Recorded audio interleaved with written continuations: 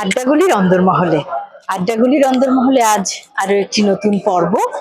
আর আজকের পর্ব কলকাতা শহরে, কলকাতার একেবারে বইমেলায়, ৪৯তম বইমেলায় আমরা রয়েছি হাওয়া কলেজ স্টলে। আর যথারীতি হাওয়া কলের কর্ণধারকে পেয়ে গেছি, পাবলিশার এবং গল্পকার বিতান চক্রবর্তী আজকের অতিথি। নমস্কার নমস্কার, আড্ডাগুলির সকলকে আমার শুভেচ্ছা।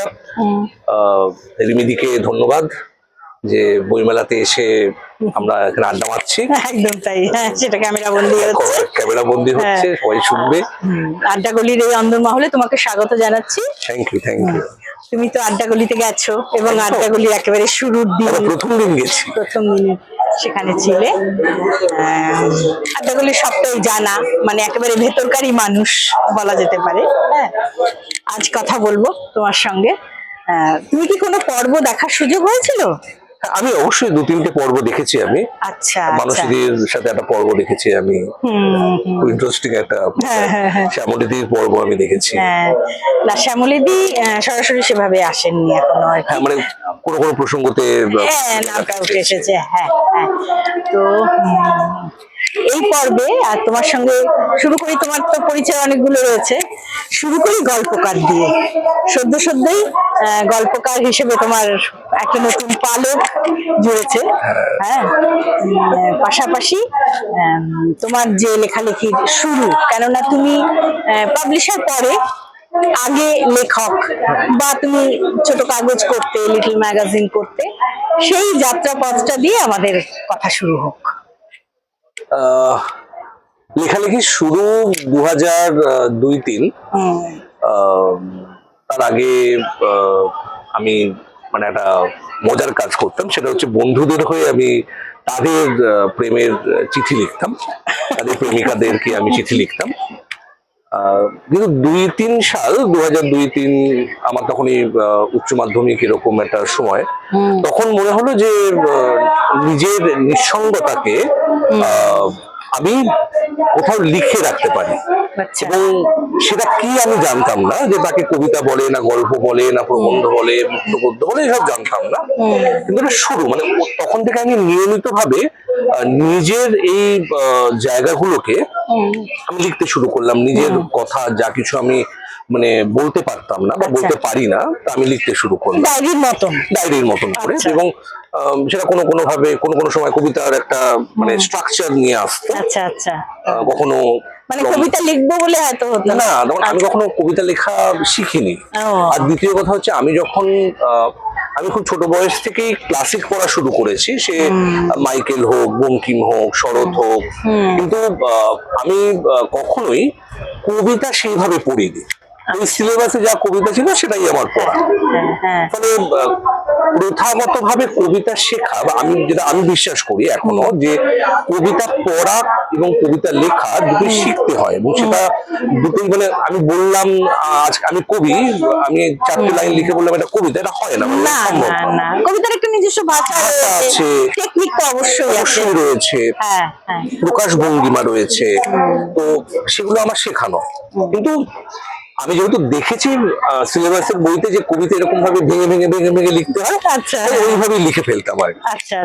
তো এই ভুল ধারণা নিয়ে আমি প্রায় কাজ করেছি 2004-05 সাল পর্যন্ত। তো এটা নিয়ে আমি আগেও বেশ মজা করে অনেককে বলেছি, যে আমার এক বন্ধু, কবি বন্ধু, সে আমাকে না করে দেয় যে ভাই তুমি না কবিতাটা লিখো না, বা আপনি কবিতাটা লিখবেন না, আপনি কবিতা লিখতে পারেন না। তো তারপরে সে আমাকে সাজেস্ট করে যে তখন আপনি থেকে আমরা তুমি হয়ে গেছি, তো যে তুমি গদ্য ট্রাই করো, তুমি গল্প ট্রাই করো, আমার মনে হয় তুমি সেটা পারবে। এবং 2006 সাল থেকে আমি খুব সিরিয়াসলি গল্পের মধ্যে ঢুকতে শুরু করি।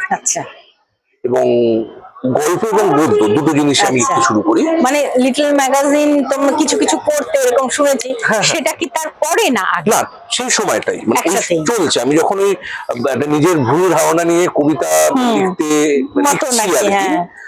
বলছি যে এগুলো কবিতা, তখন আমি একটি লিটল ম্যাগাজিনের সাথে যুক্ত, একটা কলেজের লিটল ম্যাগাজিনের সাথে যুক্ত। এবং সেখানে গিয়ে আমি সেই লেখাগুলো কিছু ছাপাও হচ্ছে। কিন্তু যখন সেই বন্ধু আমাকে বললো যে না এটা কবিতা নয়, আপনি কবিতা লিখবেন না, আমি থামলাম, আমি কবিতা পড়লাম। আচ্ছা। এবং সেই সময় আনন্দ থেকে পাওয়া যেত নীরেন চক্রবর্তীর বই 30 টাকা 25 টাকায়, আহ, শক্তি চট্টোপাধ্যায়ের বই, সুনীল গঙ্গোপাধ্যায়ের বই, জীবনানন্দের শ্রেষ্ঠ কবিতা কিনি আমি সেই সময়। তো সেগুলো আমি পড়তে শুরু করি এবং বুঝতে পারি যে না মানে ওই ভদ্রলোক ঠিক বলেছেন, হ্যাঁ। এবং ও হচ্ছে আমার প্রকৃত বন্ধু। ঠিক।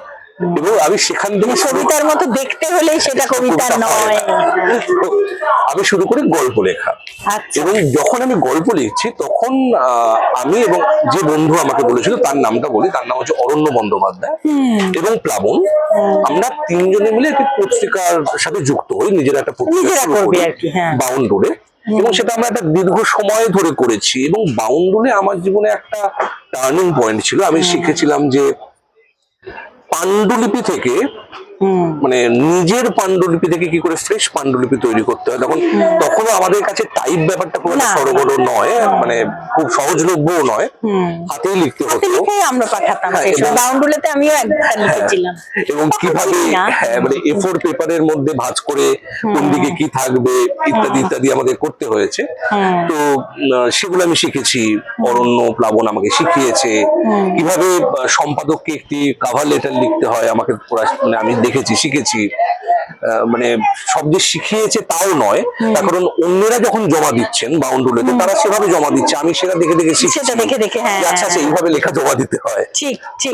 মানে তোমার মানে শিখে কাজ করা না, করতে করতে শেখা, করতে শিখেছি, আবার শিখতে শিখতে করা। হ্যাঁ, এই দুটো জিনিস পাশাপাশি চলেছে। এবং তার সাথে সাথে মানে জুড়ে গেছে হচ্ছে আমি বই তৈরি হয় কি করে, কভার তৈরি হয় কি করে, সেই প্রসেস গুলো আমি মানে দেখতে শুরু করেছি এবং তারপরে এটা একটা আমার জীবনের অংশ হয়ে গেছে। একদম সেই পাবলিশার জীবনটা তারপরে ধীরে ধীরে তার মধ্যে প্রবেশ শুরু করে, সেই মনটা যে আমি এটা করব, পারলাম যে আমার দ্বারা চাকরি হবে না। মানে আমি না একটা কর্পোরেটে একটা টাই ঝুলিয়ে একটা আই কার্ড ঝুলিয়ে 12 ঘন্টা 13 ঘন্টা আমি ওটা পারবো না, ওটা আমার কাজ নয়। তো কোন কাজটা ভালো পারি না, আমি ছাপাটা ভালো বুঝি বা তখন মনে করতাম বুঝি এবং ভালোবাসি, তো এই কাজটাই আমরা করব। আচ্ছা, সেখান থেকে আমাদের মানে পাবলিকেশনটা। হ্যাঁ, আচ্ছা, সেই পাবলিকেশনটা কি একাই করেছিলে শুরু? না, যখন শুরু করেছিলাম তখন আমার সাথে অরণ্য ছিল, আমি অরণ্য আমরা একসাথে শুরু করেছিলাম। পরবর্তীকালে অরণ্য এটা কন্টিনিউ করতে পারে না, আমি মাঝখানে 3-4 বছর একাই করেছিলাম। তারপরে কীর্তিদার সাথে আলাপ, আমরা একসাথে যুক্ত হই যৌথভাবে, তারপরে একটা ব্র্যান্ড নেম হয়ে গেছে আর কি। হ্যাঁ, এবার বলো যে তোমার যে লেখালেখির জায়গায় গল্প, তুমি যখন একেবারে সিরিয়াসলি লেখা শুরু করলে, সেটার সময় আমি দেখেছি তোমার গল্পে ভীষণ রাজনৈতিক ভাবে সচেতন। সেই সচেতনতার বীজটা কিভাবে ঢুকলো? সমাজ শিখিয়েছে? হ্যাঁ, সমাজ তো শিখিয়েছে। মানে এটা কিভাবে তোমার মাথায় কাজ করে যে এভাবে তোমার প্ল্যানিংটা কি আগেই থাকে? না, আসলে আমার মাথাতে বা আমার শরীরে রাজনীতিটা এমন ভাবে আছে, যেহেতু আমার বাড়ি হচ্ছে মানে আমার বাবা খুব রাজনৈতিক সচেতন একজন ব্যক্তি। উনি কখনো সরাসরি কোনো পার্টি করেননি, কিন্তু সমর্থক ছিলেন, কট্টর মানে কমিউনিস্ট সমর্থক ছিলেন। এবং আমার ছাত্র জীবনে ছাত্র রাজনীতির সাথে জড়িয়ে পড়া এবং তার সাথে দেখা এবং বুঝতে শেখা যে আমাদের জীবনের অধিকাংশ জিনিসই এই রাজনীতি এবং রাজনীতির সাথে রিলেটেড অর্থনীতি নিয়ন্ত্রণ করে। মানে আজকে একটি ছেলে মেয়ে যারা প্রেম করছে, সেই প্রেমটা টিকবে কিনা সেটা নির্ভর করছে ওই অর্থনীতির উপর, এবং অর্থনীতি সরাসরি সেই পরিকাঠামোর উপর একদম সেরকম। একটা ছেলে মানে কলেজে পড়া দুটো ছেলে মেয়ে প্রেম করছে, তাদের প্রেমটা টিকবে কিনা নির্ভর করছে ছেলেটি চাকরি পাচ্ছে কিনা। মানে আমাদের যা সোশ্যাল বন্ডিং, হ্যাঁ, মানে আমি কাউকে আঘাত করতে চাইছি না, মানে কিন্তু এখনো তো আমরা ভাবতে শিখিনি যে দুজনের মধ্যে কেউ একজন দাঁড়িয়ে গেলেই বিয়ে করা যেতে পারে।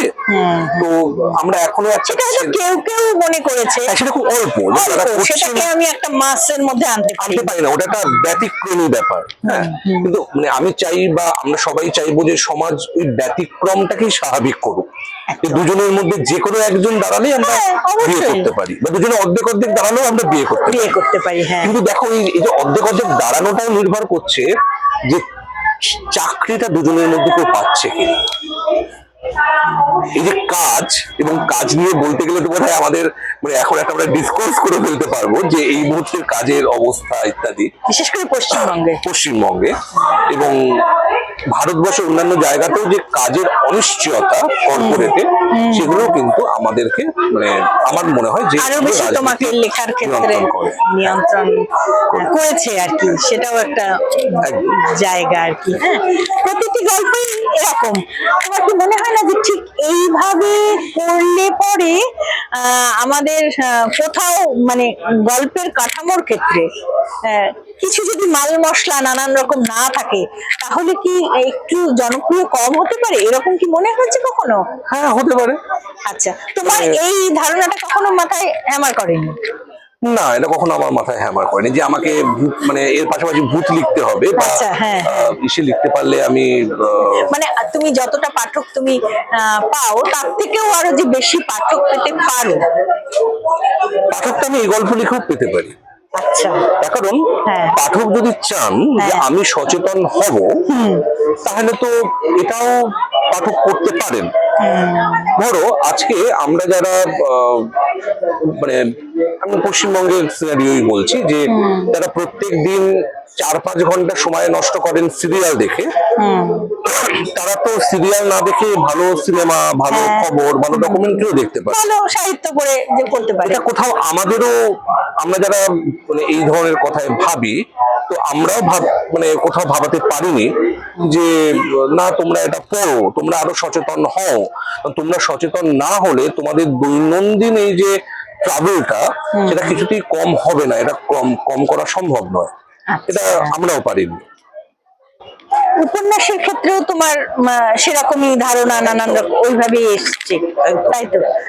তুমি এইভাবেই কি এগিয়ে যেতে চাও, বা সেটা যখন যেমন লেখক হিসেবে আমরা এভাবেই আমি অন্তত এগিয়ে যেতে চাই। তার কারণ মানে আমি যে বললাম যে আমার কাছে সবটাই মানে এমনকি ভূত প্রেত জিনিসটাও বা মানে কি বলবো থ্রিলার ব্যাপারটাও, তার সাথেও একটা রাজনৈতিক অ্যাঙ্গেল জড়িয়ে আছে। আচ্ছা, এটা আমি প্রবল ভাবে বিশ্বাস করি, আমি সেটা প্রমাণও করতে পারি যে কিভাবে হয়। তোমার কি মনে হয় যে এখনকার মানে আমাদের পশ্চিমবঙ্গে আর কি প্রকাশনার ক্ষেত্রে তোমরা এখানে এখন একটু কম করছো, যদিও এখন তোমাদের কলেজ স্ট্রিটে একটা বড় সেন্টার হয়েছে, আগে সেটা ছিল না, দিল্লি আবার ফ্লোরিডা সবখানে পুরো ব্যাপারটা তোমরা ছড়িয়ে দিয়েছো। হ্যাঁ, তোমার কি মনে হয় যে বাংলায় শুধু বাংলায় লিখে, পাশাপাশি তোমরা কিন্তু ইংরেজিটাও ভীষণ ভাবে গুরুত্ব দিচ্ছ, তাই না? সেই জায়গাটায় বাংলার পাশাপাশি ইংরেজিটাকেও কি গুরুত্ব দেওয়া দরকার? তাহলে কি বাংলা কোথাও মানে আমাদের বাংলা ভাষার যে সাহিত্য ভান্ডার, একই যে আমাদের নতুন জেনারেশন, ওরা তো ইংরেজির দিকেই বেশি ঝুঁকছে, তাই না? সেক্ষেত্রে কি আমাদের বাংলা ভাষা ক্ষতিগ্রস্ত হবে না নাকি? না, ক্ষতিগ্রস্ত হবে না। কারণ বাঙালির যা পরিমাণ, বাঙালি সেই পরিমাণই আছে। আবার অন্যান্য ভাষাভাষীর যে মানুষ যারা ইংরেজি পড়েন, ইংরেজি বলেন, সেই পরিমাণটাও নির্দিষ্ট, মানে সেটা সেই রেশিও অনুযায়ী বাড়বে, বাঙালির রেশিও অনুযায়ী বাড়বে। আমার বক্তব্য হচ্ছে বা আমাদের লক্ষ্য হচ্ছে যে দুটো ভাষার মানুষকে আমরা কানেক্ট করতে পারছি কিনা, লেখক হিসেবে প্রকাশক হিসেবে। মানে প্রকাশক হিসেবে তোমাদের কোনো ভিউ আছে যে আমরা এই ধরনের লেখা আমরা প্রকাশ করব, ওই রকম কোনো ব্যাপার নেই? না, আমাদের একটা অবশ্যই ভিউ থাকে, সেটা হচ্ছে যে তোমরা তো সবারটা করো না।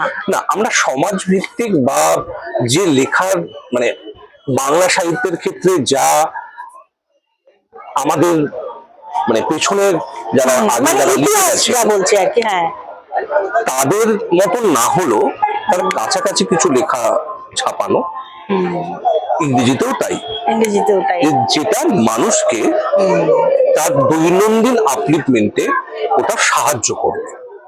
এটাই হচ্ছে আমাদের প্রকাশনা করবার মূল কাজ।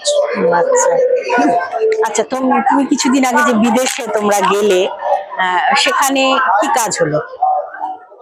বিদেশে আমি মূলত গিয়েছিলাম হচ্ছে আহ, আমার কাজ যেগুলো অনুবাদ হয়েছে বা আমি যেগুলো অনুবাদ করেছি ঠিক। সেই অনুবাদের প্রসেস নিয়ে কথা বলতে, আচ্ছা। যে আমার অনুবাদ সম্পর্কে বিশ্বাস কি, ও। মূলত সেটা নিয়ে ওখানে কথাবার্তা হলো, এক্সচেঞ্জ হলো। বিভিন্ন সেখানে দেশে তাহলে ভারতীয় ভাষা নিয়েও কথাবার্তা একদম হয়েছে। ভারতীয় ভাষা, ভারতীয় কালচার, আচ্ছা।